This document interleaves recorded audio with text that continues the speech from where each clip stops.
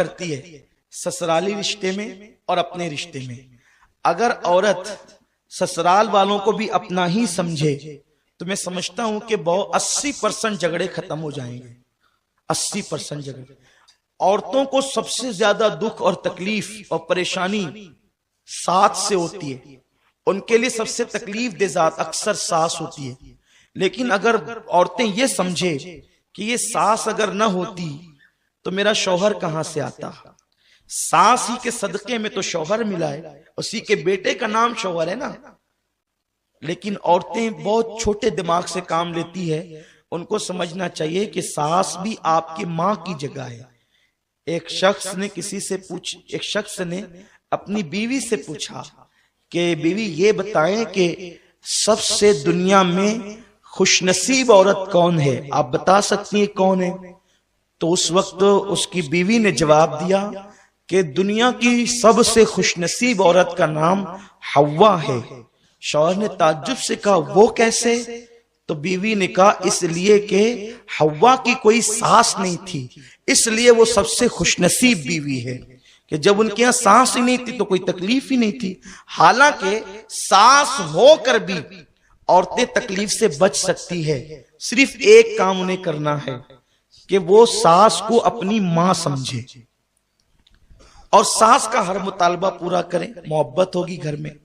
کسی کو کوئی اگر نفرت دیتا ہے نا, نفرت کے جواب میں اگر ہم محبت دیں تو محبت ہی محبت ہوگی. بابا فرید الدین گنج شکر فرماتے ہیں کانٹے کے مقابلے میں کانٹے مت بچھاؤ ورنہ پوری دنیا کانٹوں سے بھر جائے گی.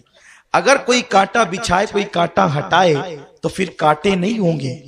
یہاں ایک بات مجھے یاد آتی ہے اپنی گفتگو آگے بڑھانے سے پہلے. ایک لڑکی اپنی ساس کے ظلم سے تنگ آ گئی, اس لیے کہ اکثر ساس کا بھی مزاج ہوتا ہے کہ وہ اپنی بہو کو بہت دکھ دیتی ہے, تکلیف دیتی ہے. لیکن میں جو ساس یہاں موجود ہے, جو میری بوڑھی مائیں بہنیں یہاں موجود ہے جو ساس بن چکی ہے, جو اپنی بہو کو تکلیف دیتی ہے, میں ان سے صرف اتنا کہنا چاہتا ہوں کہ اگر اس تیری بہو کی جگہ تیری بیٹی ہوتی تو کیا تو اس کے ساتھ بھی ایسا ہی کرتی؟ وہ تیری بیٹی ہی کی جگہ تو ہے. اور سنو میرے رسول نے فرمایا کما تدین و تدان, کہ تم جیسا کرو گے ویسا ہی پاؤ گے. تو تم اپنے گھر میں اگر بہو پہ ظلم کرو گے تو تمہاری بیٹی پر بھی ظلم ہوگا. تم اپنی بیوی پہ ظلم کرو گے تو تمہاری بہن پر بھی ظلم ہوگا. اگر ساس اپنی بہو کو بیٹی کی طرح پیار دے تو وہاں اس کی بیٹی سکون کی زندگی گزارے گی, وہاں اس کی بیٹی اطمینان کی زندگی گزارے گی. سن لو, خدا دور نہیں ہے, خدا قریب ہے. اس لیے کوئی ساس اپنی بہو پہ ظلم نہ کرے.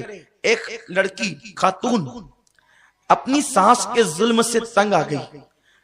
اس کا خاندان بڑا شریف تھا, شریف گھرانے کی تھی. وہ ماں باپ کے پاس جب بھی جا کر ساس کی شکایت کرتی, ماں باپ کہتے بیٹی نباہ کر لو, بیٹی صبر کر لو, کیونکہ جو صبر کرے گا گھر والوں کی تکلیف پر اللہ اسے حضرت آسیہ کے ثواب کے برابر ثواب عطا فرمائے گا. بیٹی صبر کر لو. ماں باپ صبر کی تلقین کرتے رہے. ایک دن ایسا ہوا کہ اس نے سوچا جب میرے ماں باپ میرے مسئلے پہ دھیان نہیں دیتے تو میں اپنے باپ کے دوست, جس کو بچپن سے چچا چچا کہتی تھی, وہ بہت بڑے حکیم ہے, بہترین حکیم ہے, میں ان کے پاس جاؤں گی اور ان کے پاس جا کر کے میں اپنی ساس کی داستان سناؤں گی. بہت توجہ سے سنیں اور خواتین بھی توجہ کے ساتھ سنیں. کہ اس نے سوچا کہ میرے ماں باپ جب میرا مسئلہ حل نہیں کرتے تو میرے والد کے جو دوست ہیں وہ میرا مسئلہ حل کر دیں گے, اور وہ بہت بڑے حکیم ہیں. تو اس وقت جو ہے وہ اپنے بچپن سے والد کے دوست کو چچا چچا کہتی تھی, وہ گئی اور جانے کے بعد کہا چچا جان میری ساس اس پہ ظلم کرتی ہے, گالیاں دیتی ہے, میرے شوہر کو بہکاتی ہے, وہ مجھے مارتے ہیں. آپ ایک کام کریں, کوئی ایسا خطرناک زہر دے دیں کہ جس کی وجہ سے میری ساس مر جائے, تاکہ میرا یہ جو کاٹا ہے وہ نکل جائے اور میرے گھر کے مسئلے حل ہو جائے. آج کل کی بہویں بھی ایسا کرتی ہے کہ ساس سے تنگ آ کر وہ کسی عامل کے پاس, تعویذ والے کے پاس جاتی کہ کوئی ایسا کام کرو کہ میری ساس کا منہ بند ہو جائے, وہ مجھے کچھ نہ کہے. بلکہ کبھی کبھی تو ایسا بھی ہوتا ہے کہ ہمارے محلے کی عورتیں سادھو اور پنڈتوں کے پاس جاتی ہے کہ کچھ ایسا کر دو کہ وہ بیمار پڑی رہے, کھاٹ پر پڑی رہے, کوئی مجھے کچھ نہ بولے. ظلم کا انجام ایک دن یہ ہونا ہی ہے. حالانکہ بہوؤں کو چاہیے کہ وہ صبر کریں, لیکن اس طرح سے انتقامی کاروائی بہوؤں کی طرف سے ہوتی ہے جو کہ ناجائز ہی ہے, کیونکہ ظلم کے بدلے میں تم ظلم کر رہی ہو, غلطی کے بدلے میں تم غلطی کر رہی ہو, تو تم بھی جواب دہ ہو. تو وہ گئی اس حکیم کے پاس جو اس کے باپ کا دوست تھا. ایسا زہر دے دو چچا جان وہ مر جائے. وہ واقعی حکیم تھا, واقعی ایسے نہیں کہ 2-4 نسخے کہیں سے چرا کر حکیم بن گیا تھا, ایسا نہیں, وہ واقعی حکیم تھا. اس نے کہا بیٹی دیکھو میں تجھے 3 مہینے کی دوا دوں گا, اس لیے کہ اگر میں نے تجھے کوئی ایسا زہر دے دیا کہ اچانک تیری سانس مر جائے تو سارا الزام تجھ پر آئے گا کہ اسی نے مار ڈالا, تو تیرے لیے بہت مسئلے پیدا ہوں گے. میں تجھے سلو پوائزن یعنی ایسا زہر دیتا ہوں کہ جو دھیرے دھیرے اثر کرے گا اور 3 مہینے تک تیری سانس مر جائے گی. تو اس طرح ہوگا کہ 3 مہینے میں جب زہر اس پہ اثر کرے گا, مرے گی, تو تیرا نام بھی نہیں آئے گا. لیکن اگر یہی کھینچا تانی رہی تو بھی تیرا نام آ سکتا ہے.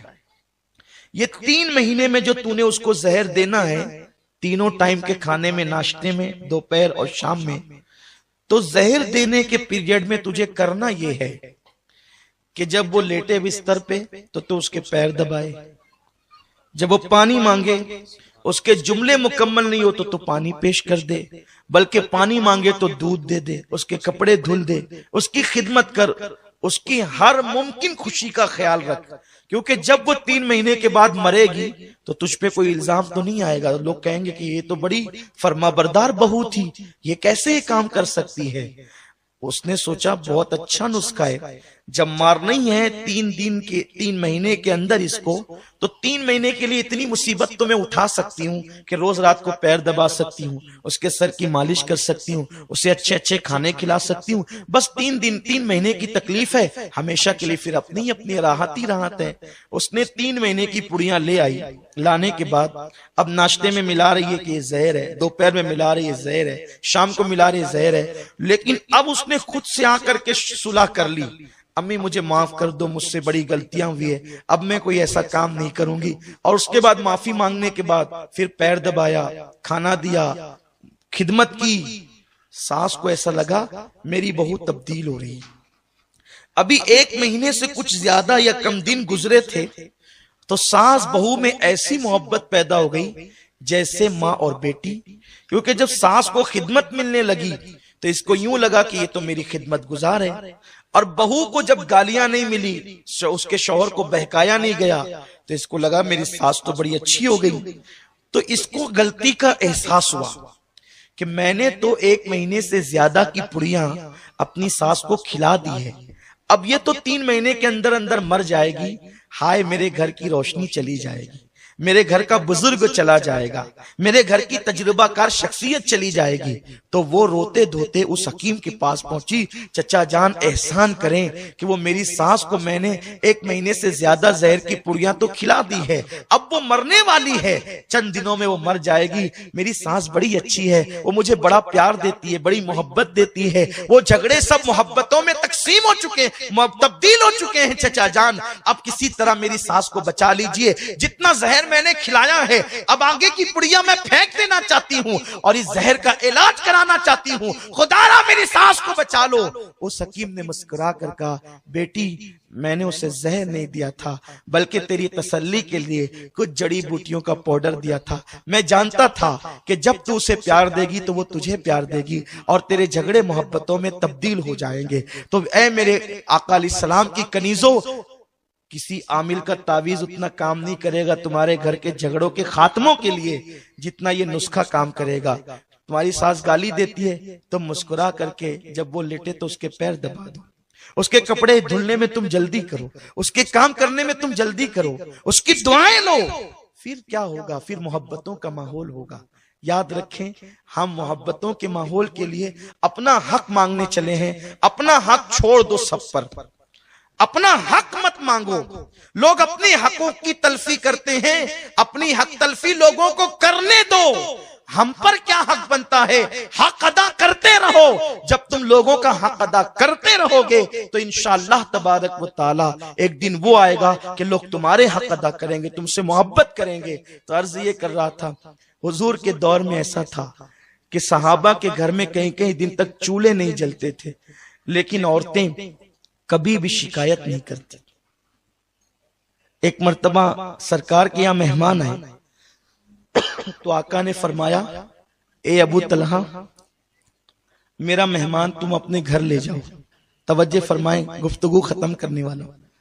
اے ابو طلحہ میرا مہمان تم اپنے گھر لے جاؤ. حضرت ابو طلحہ نے اس مہمان کو لیا، گھر چلے. مغرب کے بعد کا وقت ہے اور ابو طلحہ گھر جا رہے ہیں، لیکن دل و دماغ میں سوچتے ہیں کئی دن سے گھر میں تو کچھ پکا نہیں ہے، اسے کھلاؤں گا کیا. صحابہ کی یہ غربت تھی، یہ پریشانی بظاہر تھی. گھر گئے، بیوی سے کہا بتاؤ حضور نے مہمان بھیجا ہے، کیا کریں گے. انہوں نے کہا بچے بھوکے ہیں لیکن میں نے کہیں سے ان کے لیے کھانے کا انتظام کیا ہے. ایک کام کرتے ہیں، یہ کھانا 2 بچوں کا حضور کے مہمان کو کھلا دیتے ہیں. بچوں کا کیا ہوگا؟ کہ میں بچوں کو بیلا پھسلا کر سلا دوں گی اور تم مہمان کو کھانا کھلا دینا. کہ مہمان اکیلے تو نہیں کھائے گا، اس کے ساتھ تو مجھے بیٹھنا ہی ہوگا. تو بیوی نے کہا ٹھیک ہے آپ اس کے ساتھ بیٹھ جانا، میں چراغ کی بتی بلند کرنے کے بہانے چراغ بجھا دوں گی، تم ہاتھ اٹھاتے رہنا، منہ چلاتے رہنا. مہمان سمجھے گا کہ تم بھی کھا رہے ہو، اس طرح وہ بھی کھا لے گا اور ہم اللہ کا شکر کر کے پانی پی کر کے سو جائیں گے. وہ صحابی نے ایسا ہی کیا. حضور کے مہمان کے ساتھ بچوں کو بہلا کر سلا دیا گیا، ہاتھ اٹھاتے رہے، منہ چلاتے رہے. چراغ کی بتی جو ہے وہ پہلے ہی بجھا دی گئی بڑی کرنے کے بہانے، اور یہ معاملہ سارا ہوتا رہا. وہ مہمان پیٹ بھر کے کھا کر کے گیا. رات کا ماحول تو کسی کو نہیں پتا تھا کہ کیسے گزری.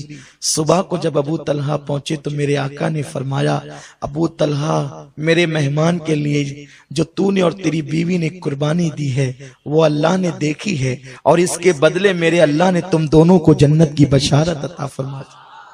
غور فرمائیں، یہ ماحول میں صحابہ جیتے تھے، لیکن آج تھوڑی سی پریشانی اور تکلیف آئے تو واویلا ہوتا ہے. حتیٰ کہ اب حالات یہ ہو رہے ہیں کہ تھوڑی سی مشکل اور پریشانی کو لے کر عورتیں سود کی طرف جا رہی.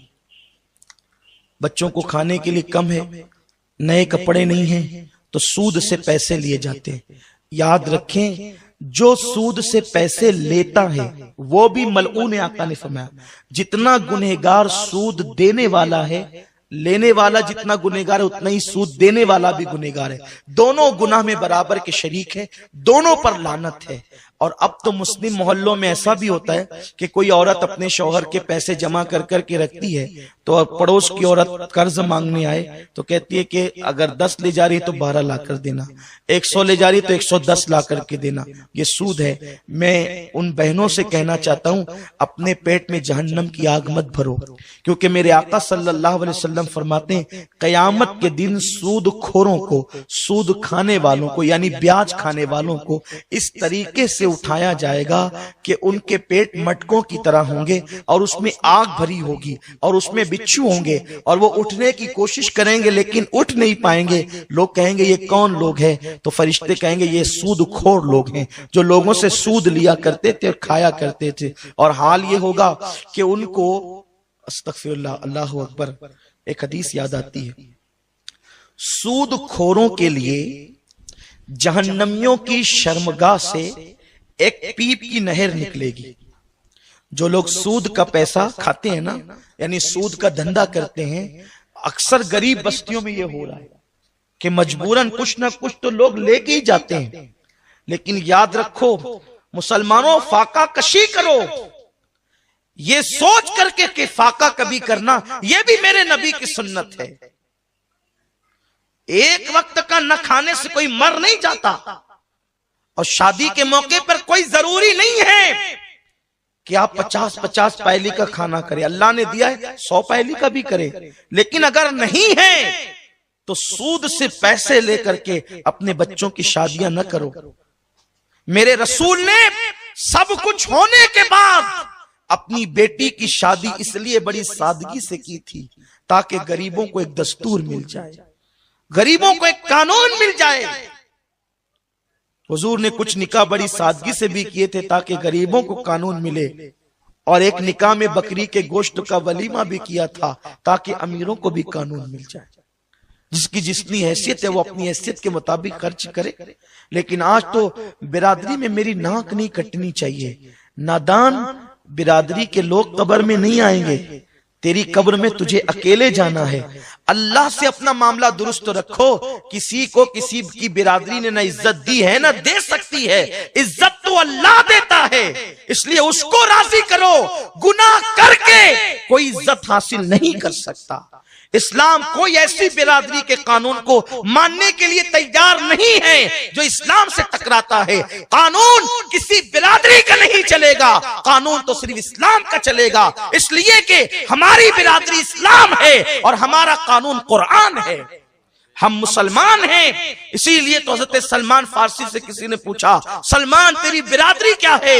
تو کہا میں اسلام کا بیٹا ہوں، میں مصطفی ہوں، میں اسلام کا بیٹا ہوں، میں مصطفی ہوں، میری برادری اسلام ہے اور میرا سرنیم مصطفیٰ جان رحمت ہے۔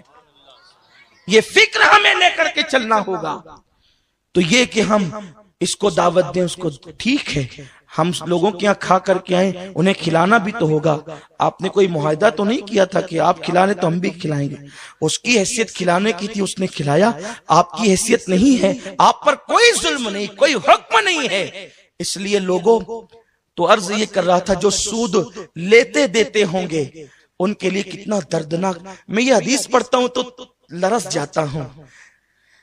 بے نمازیوں کے لیے بھی عذاب ہے، روزہ ترک کرنے والوں کے لیے بھی عذاب ہے، لیکن سود والوں کے لیے کتنا بدترین ہے۔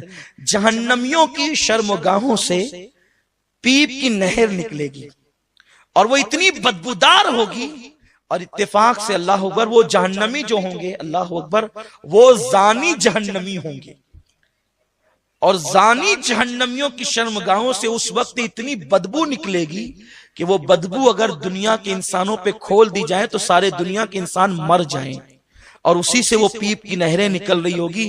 اس پیپ کی نہروں میں سود لینے والے دینے والے ڈبکیاں لے رہے ہوں گے۔ جیسے وہ سر اوپر کریں گے تو ایک بڑا سا پتھر ان کے سر پہ ڈالا جائے گا، انہیں منہ اندر کر لینا ہوگا۔ اس وقت تو فرشتے پوچھیں گے یہ کون لوگ ہیں؟ کہا جائے گا یہ وہ، فرشتوں سے لوگ پوچھیں گے یہ کون لوگ ہیں؟ فرشتے کہیں گے یہ وہ لوگ ہیں جو دنیا میں سود لیتے بھی تھے اور دیتے بھی تھے۔ ہم کس لیے سود لے رہے ہیں؟ نئے کپڑوں کے لیے۔ کس لیے سود لے رہے ہیں؟ بچوں کے لیے۔ کس لیے سود لے رہے ہیں؟ شادی بیاہ میں جہیز دینے کے لیے۔ کیا تمہارے لیے سیدہ فاطمہ الزہرا کی زندگی نمونہ نہیں ہے کہ جس نے ایک دوپٹہ، پوری زندگی ایک دوپٹہ استعمال کیا جس پر 17 سے زیادہ پیون لگے ہوئے تھے؟ کیا ہماری بیٹیوں کے لیے یہ عبرت نہیں ہے؟ یاد رکھیں جہاں سود ہوگا وہاں کبھی برکت نہیں ہوگی۔ میں نے بڑے بڑے تاجروں کو دیکھا، ان کو میں نے توبہ کے لیے بھی کہا، بڑے بڑے کروڑ پتیوں کو دیکھا، اربوں پتیوں کو دیکھا کہ وہ سود سے پیسہ لے کر کاروبار کرتے ہیں، ایک دن وہ گڑے میں جاتے ہیں، کیونکہ قرآن میں اللہ کا اعلان ہے اللہ سود کو گھٹائے گا، یعنی سود میں کوئی برکت نہیں ہے، اور اللہ تجارت کو بڑھائے گا۔ اس لیے محنت کرو، محنت کرو۔ عورتیں گھر میں ٹی وی دیکھنے کی بجائے، فلمیں دیکھنے کی بجائے، سنیما دیکھنے کی بجائے کوئی ایسا کام کاج کرے گھر کے اندر بیٹھے بیٹھے جس سے وہ اپنے شوہر کی مدد کر سکے۔ یہ کوئی بری بات نہیں ہے، لیکن ایسا کام کرے کہ گھر میں بیٹھ کے کر سکے، باہر جا کر کے نہیں، گھر میں بیٹھ کے کر سکے۔ عورتیں غربت کی وجہ سے تراشن بھرنے نکلتی ہے، اس کی ہم اجازت نہیں دیتے، ہمارے علماء اجازت نہیں دیتے، اس لیے کہ بڑے بڑے حاجی نمازیوں کو دیکھا کہ اگر عورتیں تراشن بھرنے کے لیے آتی ہیں تو ان کی نگاہیں کنٹرول میں نہیں رہتی، اور غربت کی ماری عورتیں کبھی کبھی معاذ اللہ ان کے پیر دولت کو دیکھ کر پھسل جاتے ہیں۔ اس لیے عورتوں کو تراشن بھرنے کے لیے نہ بھیجا جائے، عورتوں کو باہر کام کرنے کے لیے نہ بھیجا جائے۔ عورتیں اگر غربت زدہ ہیں تو وہ گھروں میں کام کریں۔ گھر کے اندر رہ کر بہت سے ایسے کام ہے جو عورتیں گھروں کے اندر رہ کر کر سکتی ہے. کیا آپ کو وہ حدیث پاک نہیں معلوم؟ ایک روایت ہے، ایک شخص ہے کہنے لگے یا رسول اللہ میں بہت تنگ دست ہوں، میں کیا کروں؟ آقا فرماتے ہیں شادی کر. حضور شادی ہو گئی، ایک آدھ دوسری شادی کر لے. انہوں نے دوسری کی.